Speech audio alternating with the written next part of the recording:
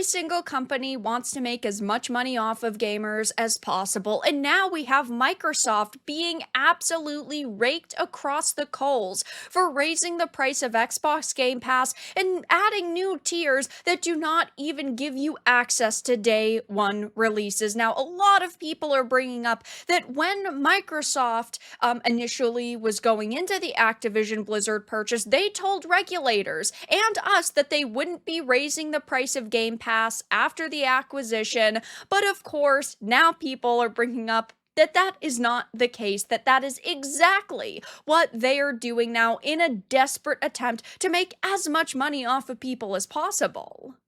As you can see, here are some of the new details. Now, there is a lot of confusion because there's multiple different tiers that they're adding, that they're altering. As you can see, Game Pass for console is shuttered for new users only, and users on the console subscription will be allowed to maintain it as well as day one games and the hundreds of titles in the back catalog.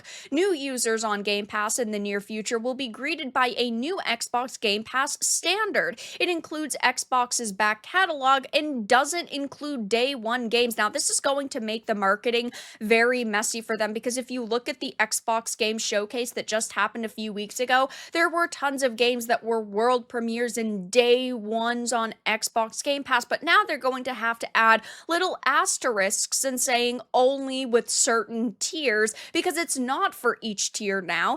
And it also says Xbox Game Pass will not have content changed, or the ultimate version, but will get a price increase, and the new price will be $19.99 a month. And then we're seeing PC Game Pass also get a price increase from $9.99 per month to $11.99 per month. Now, I get everything is going up in price, but there is only so much things can rise before people will stop supporting them. I have previously said I love Xbox Game Pass as a customer. I think that it's a really great way to play video games without constantly purchasing $70 titles because that's not realistic for a lot of people.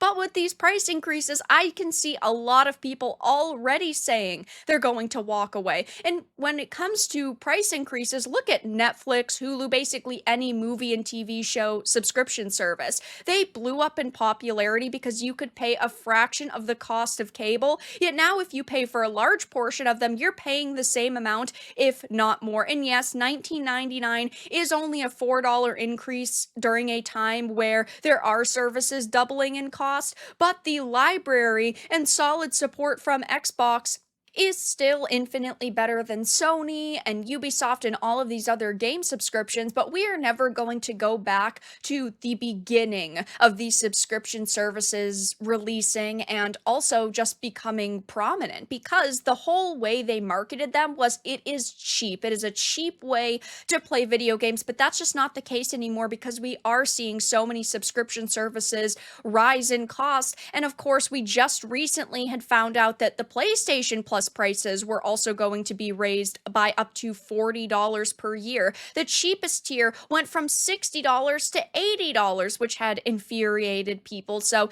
it will be interesting to see if Microsoft decides to respond to this in any way because there is already so much backlash on social media surrounding this price increase. Only time will tell, but for now, that's all that I had to discuss in this video. Let everyone know your thoughts in the comments below. If you enjoyed this, give it a like, and if you didn't, give it a dislike. I appreciate your support either way, but I will talk to you all again in the next video really soon.